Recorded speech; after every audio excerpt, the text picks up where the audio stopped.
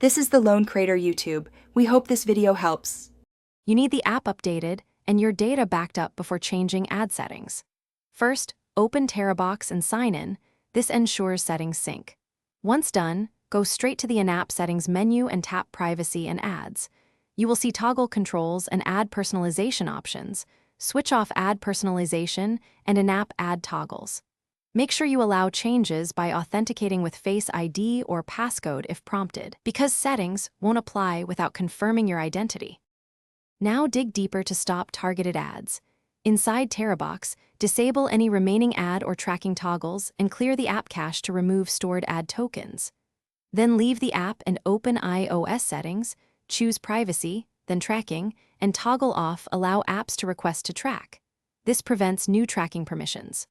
Also go to General right arrow Background App Refresh and turn it off for Terabox to limit background ad updates. These steps reduce personalized delivery and finish by force closing Terabox, relaunching it, and rebooting your iPhone so all toggles fully apply.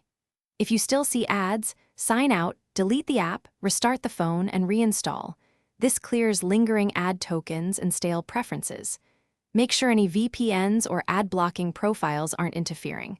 Sometimes they cause ads to reload incorrectly.